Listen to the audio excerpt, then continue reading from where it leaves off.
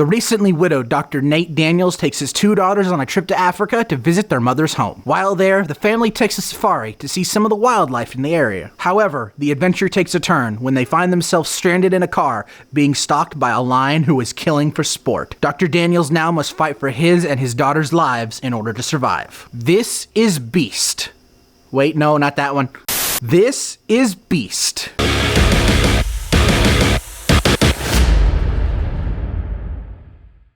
Beast is a new horror thriller starring Idris Elba, and not a movie about the famous X-Men character. Though, Idris Elba wouldn't be a bad choice as Beast. This is also the first half of what I'm calling the Idris Elba double feature, because today on the channel, we have 2 Idris Elba movies to review. So after this review is finished, please go check out my review for 3,000 Years of Longing. As for Beast though, it's a surprisingly entertaining thriller, almost monster movie even. With a solid cast and some intense moments, I was really engaged with this film. First, let's start off with the man of the hour, Idris Elba, who is great in this film. I really enjoyed his character in this film. He's not a guy who's equipped to handle a situation like this. And seeing him build up the courage to take on this lion to protect his daughters was a really investing character arc. Leona Jeffries and Iana Haley have some really good chemistry with Idris Elba in this film. Apparently better chemistry than Idris Elba had with his actual daughter. That's funny. This film consists of a surprising amount of tracking shots that made for some of the scenes to be really engaging and intense.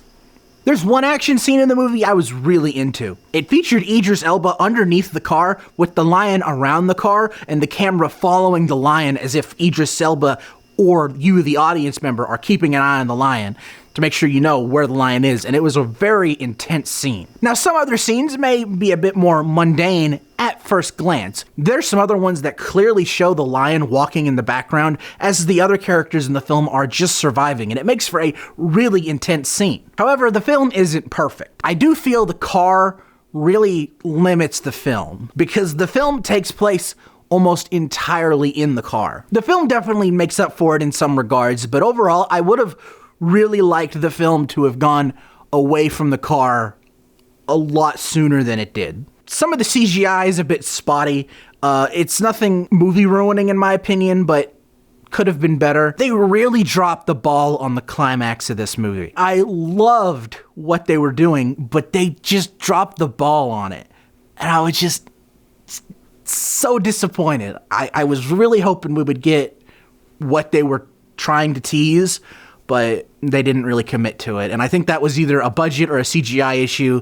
They didn't have the resources to do it, so whatever. Those few flaws really don't ruin what is a surprisingly entertaining thriller movie. If you love the portion of Jaws where they're only on the boat, this is definitely a movie I think you'll enjoy. But I don't think I would be lying and saying you wouldn't get some form of enjoyment out of this film one way or another. I hope you all enjoyed this review. And remember, this is only part 1 of the Idris Elba double feature. So right now, click the link on the top right-hand screen and see part 2, which is my review for 3,000 Years of Longing. And if you're still here, I hope you all enjoyed the review. And if you did, please consider hitting that like button, and if you want to see more, hit that subscribe button and ring that bell to be notified when my next review drops. Until next time, I'm Quint Dunaway, hoping you will keep it cinematic.